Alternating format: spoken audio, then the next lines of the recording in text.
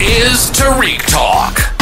Your host, Tarik Mendes, takes you on a journey with guests from all around the world. Broadcasting around the world. Around the world. This is Tarik Talk.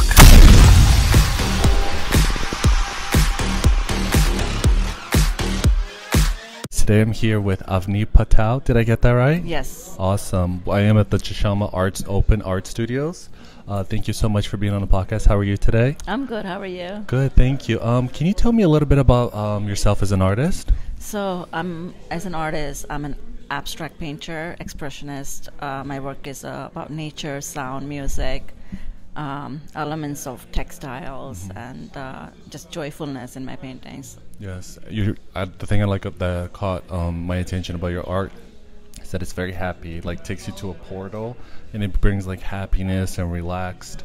Do you work only with paintings, or do you do other mediums? I only do paintings, acrylic paint and paint markers, but I like to explore with different forms of paper and on plastic and any material I can find to play with. And what's your creative process like when you come to the studio?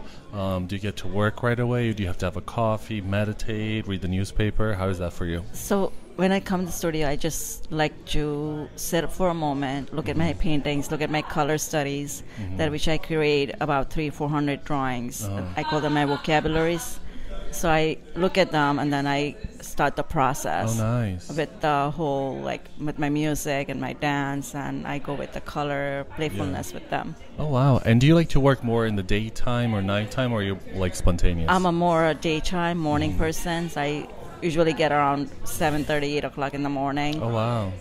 And then I'm here till 4 or 5 o'clock. So that gives me more energy. Yeah. I think the mornings are the best to work. I love that. And how do you keep track of your ideas? Do you have a little sketchbook or notepad? They're all spontaneous. I don't have wow. I do have a sketchbook. I draw in my sketchbook, but they're all spontaneously done. Wow, that's so cool. So when you start a painting, it's a very organic process for you? Yeah. Oh, that's amazing. And when you start a painting, are you able to finish that painting right away, or does it take you a couple of days? It takes a process. It takes a couple of days, so it needs to dry, and then I think about more of my patterns. I go back next day with my more patterns and color studies. Oh, wow. So I'm always evolving, exploring in different elements in my paintings. So cool. And do you work on multiple paintings at once, or do you like to be... So if I have a exhibition coming up, I would do multiple, but then if I don't have a show, I'll do a painting at a time. Oh, nice. Yeah. And can you tell us any projects you're working on at the moment or next year? So right now I have a mural up in Crown Heights, oh, nice. 989 Pacific Street. Okay. And then I have a solo show coming up in Manhattan. Oh, congrats. Thank you. And next month through Q Art Foundation. And then I have a show up right now at Penn State University. Oh, congrats. And the next show will be upstate New York, solo. Oh, wow. You're a busy lady. Congratulations. Always good to be busy. Do you mind sharing your Instagram so the listeners can keep track of your future shows and hopefully attend as well? Yes, so my Instagram is unique_AVANI. So unique, UNIQUE_AVANI.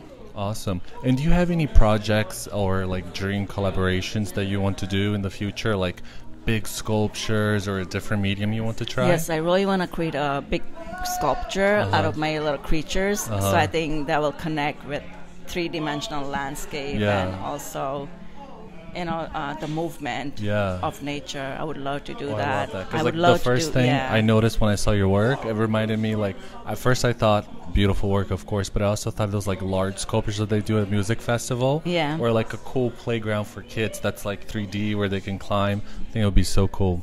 Yeah. And do you mind sharing an advice for young artists that want to start being an artist or start practicing art, but they don't know what to do or they're a little scared? Do you have any advice for them? Yes, just believe in yourself, keep going. Me as a young artist many years ago, I never gave up.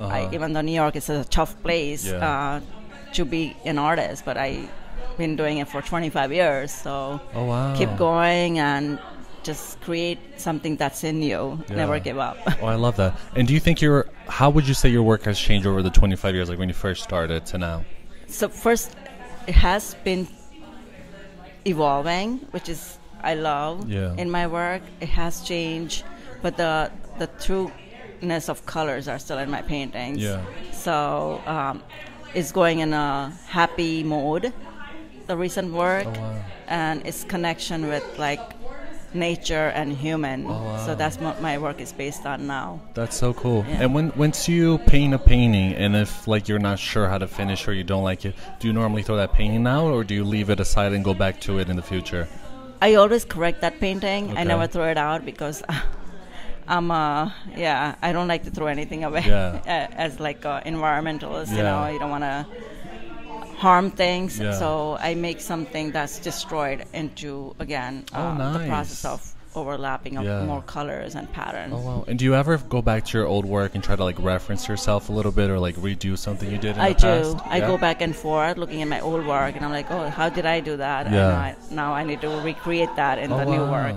That's so cool. Well, it's been a pleasure talking to you. Thank you so much for being on the podcast. Thank you. Can you share your Instagram one more time for the listeners? Yeah, so Instagram is unique_AVANI. Perfect. Thank you again. Thank you for listening to Tarik Talk. Follow Tarik Talk on all social media channels and check out the video interviews online.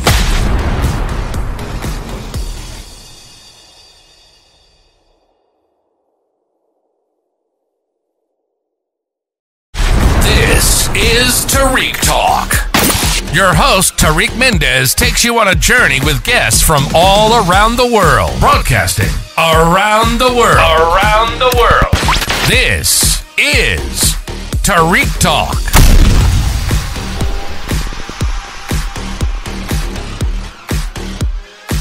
All right, guys. Today I'm here with Annika with Ooh Baby at booth 109. How are you today? I'm great. I'm so happy. Thank you so much for being on the podcast. I love the grills, by the way. That's such a cool detail. Would you mind telling us a little bit about your work and your booth here? Yeah, sure. So I'm the designer behind Ooh Baby by Annika. That's me. Basically, what I do is every garment I design starts off with a painting. So every seasonal collection has basically the painting collection, right? So you'll see it come in through prints and colorways, and my jackets are one of my special linings you can see here. So trench coats are one of my favorite things to design. So you'll see that a lot on the page. So yeah, that's what I do. And can you tell us a little bit about your creative process? Like, how do ideas come to you? So I normally start off my ideas with a concept, like what am I trying to bring across to people, and then I go on to what is the subject. So like, for example, lately I've been doing photographs that have been my basis for the collection. So you'll see photos of Bushwick, which is where my studio is in Brooklyn. Also photos of New York City, and then I print those out and I paint on them depending on the concept. So yeah, a lot of layers. And you have so much work here. How do you keep track of your ideas? Do you like write them down, have like the notes on the iPhone, like a sketchbook? How does that work for you? I do spreadsheets, actually. I love spreadsheets, especially when I do clothing. I have to keep everything super organized because I have samples coming in. So spreadsheets are the best. That's so dope. And I do a lot of Adobe Illustrator, obviously, with the tech packs of designing clothing and things. So that also keeps me organized too. That's dope. Yeah. And like, what's your studio ritual like? When you first come in, do you get to work right away? Do you have a coffee, meditate, get the vibes, and then get to work? How does that work for you? Yeah, normally I try to get in as early as I can, unless I've stayed up all night. So that depends. But normally I start off with a coffee. I blast music. I have hula hoops in the studio. I have my roller skates in the studio.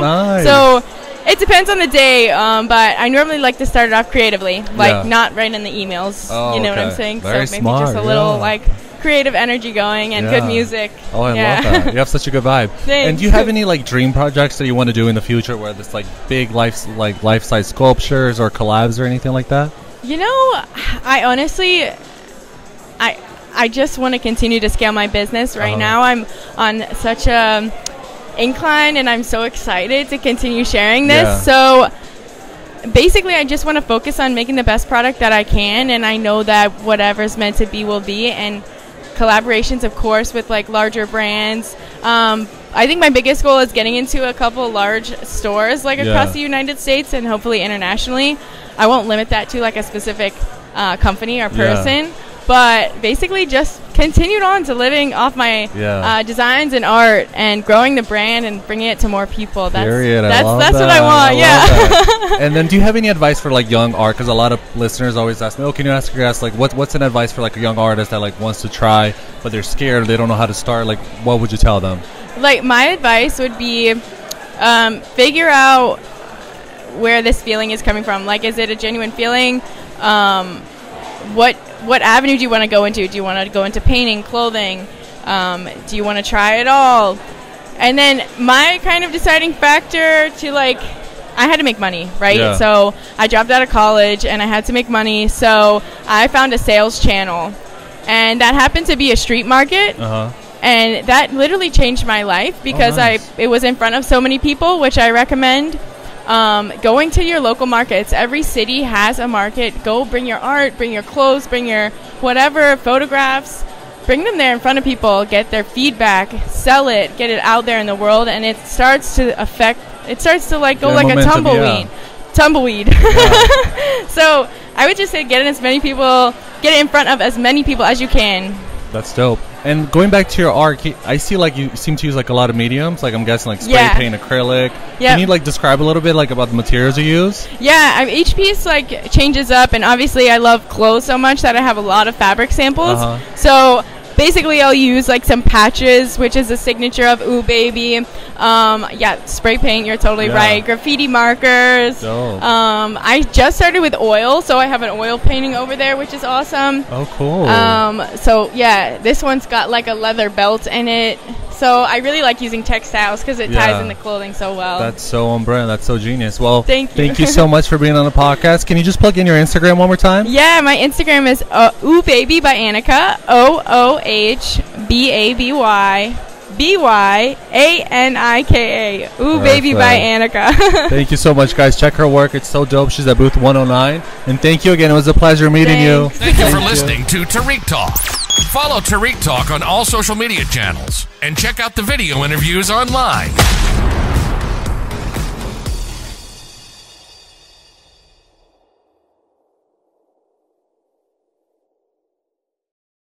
This is Tarik Talk.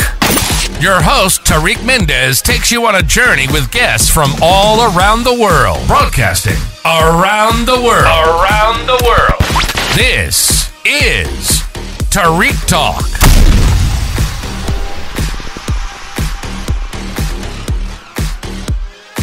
Today I'm with Megan Olson at the Brooklyn Army Terminal during the Chishama Open Studios. How are you, Megan? I'm good, thank you. You have such a calm demeanor, and I love your voice. You would do great for like recording audiobooks. Oh, good. But anyway, back to the artiste. How are you today? I'm good. Thank you so much for being on the podcast. I have to say, her studio is so cool. There's so much like mediums and colors.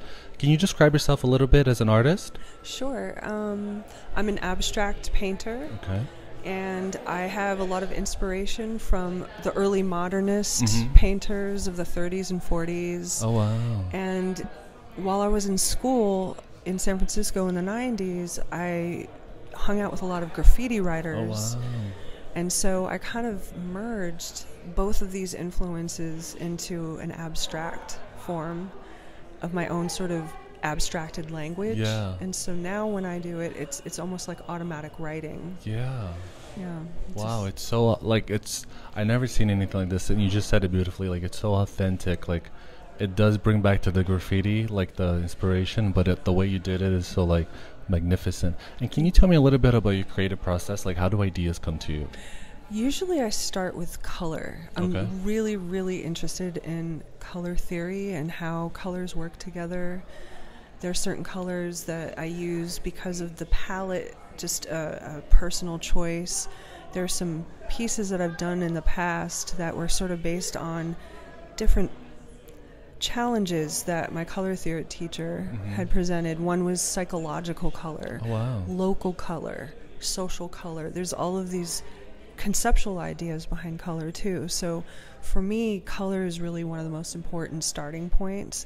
And because, like I'd said, it's sort of an abstracted visual language that I've created, the decisions come as I go. I don't usually have a really pre-planned idea. So it's very organic for you. Very much so. And I began getting inspired by nature. That's what led to abstraction. So I think it grows organically. Yeah. The thing I liked about your painting, it's like a portal that sucks you in, and it's like very peaceful and mindful. It's like the state you go to in meditation, and I love the colors.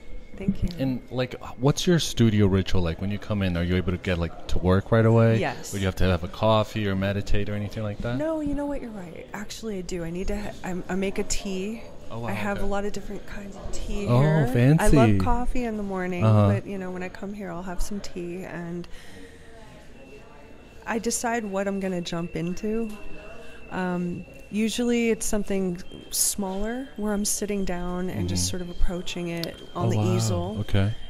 I do have, as you can see, some very large pieces, so I might warm up and get into the bigger pieces a little later in the day. But I definitely like to sit with my tea and just sort of contemplate what's in front of me. That's very cool, yeah. Do you happen to have like a dancer background or anything like that? That is so interesting.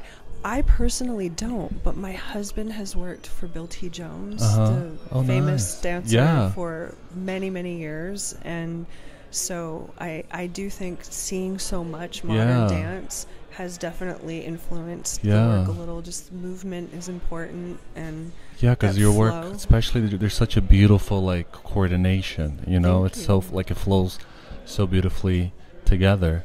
And like what inspires you? Like what like motivates you to do art? I think for me, I've been doing art since literally I was 2. Oh, wow, it was just something that both of my parents, they divorced when I was 2, but they both were very interested in art. My father was a painter. My mother's really, really creative, and it was a value in my family, and I was an only child. So I think I spent so much time alone being really interested in drawing and coloring and all of the things, you know, that you do as a kid. But I just kept going with it. That's so beautiful. Do you have those drawings or any artwork from that era? My mother has a couple of things, and there's this one newsletter my elementary school did where I have all these little drawings in it, and what's funny is I signed every single one. No way. Oh my gosh. I don't know That's why. so fabulous. It's hilarious, but at this point I have to do art, and I don't really care so much about career. I have had a pretty good career with it, but that's not the motivation at all for me. It's just about, for me, pushing the materials and the medium as far as I can, and hope that I influence or at least inspire other artists. Oh wow, that's beautiful. And have that kind of feedback between artists. Oh wow. And how do you keep track of your ideas? Like, do you have like a notepad or a sketchbook, or does it all just like sit up there in the iCloud in your brain? Unfortunately, I write everything down, but in multiple places. Oh, okay. And I've been actually working on a book. Congrats. For like 15 years. Wow. Just keep writing about graffiti and modernism. Oh, wow, okay. It's just the things that inspire me and the similarities that I see between the two forms. Yeah. And really trying to give people that have done graffiti as you know, their art form, a voice in the fine art world, because they're incredibly talented people and really inspirational, and a lot of them do abstract art in their studio practices. Oh wow. So there's just this connection that I have to that world and this modernist sort of formal world and fine art, and I keep writing about it. Oh wow. Yeah. And do you ever go back to your old work and like try to reference something or like redo something? No? No. Oh wow. No, I really don't. Have you created like an archive of your work that you can like visit when you feel like it? I'm in the process, which is interesting. I'm in this group called the American Abstract Artists. It was formed in 1936. Oh wow, okay. And it was when abstraction was not considered a relevant, legitimate art form, and they were fighting really hard to be heard. Wow. So I'm in this very amazing group, and because of the way everything's being digitized now, I found it really important to start digitizing the archives that we have in the group. So I'm the chair of the archive committee, and I'm spending a lot of my time archiving other artists' work right now. That's so just nice. As just sort of a labor of love. Yeah. My own is sort of suffering, but I do I do have plans to get to my own archive. Oh wow! And can you share your Instagram with us so we can like check you out and see any events coming up? It's Megan Olson Art. Okay. And it's MEGANOLSONART.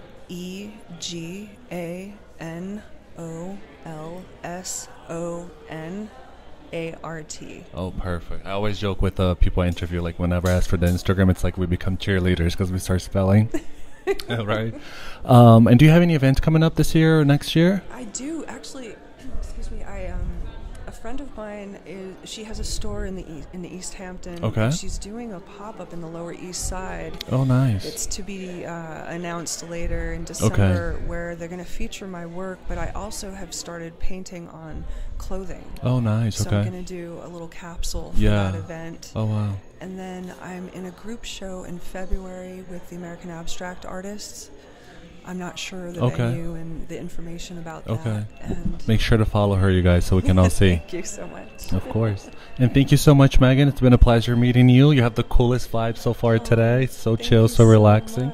Sorry for my delayed brain. I've been doing this since like 7 a.m. And yeah, guys, go please follow her. She's amazing. The work is amazing. Everything is amazing. And hopefully we see each other then on your next show, okay? Thank you so much. Thank you. Have a great day. Thank you for listening to Tarik Talk. Follow Tarik Talk on all social media channels and check out the video interviews online.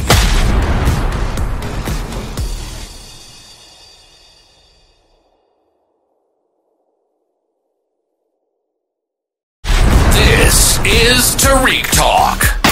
Your host, Tarik Mendes, takes you on a journey with guests from all around the world. Broadcasting around the world. Around the world. This is Tarik Talk.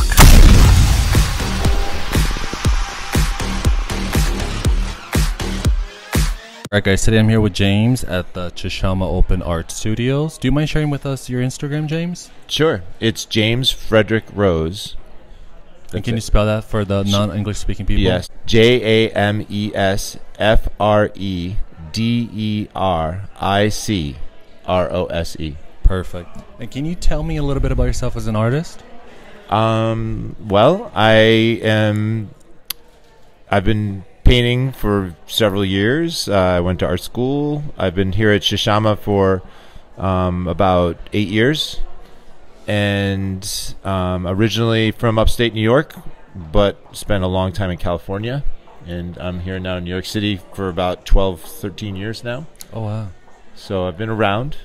And my paintings are about my experiences and what's like meaningful to me, how it makes me feel, my life, basically. And what's your creative like inspiration? What are you inspired by?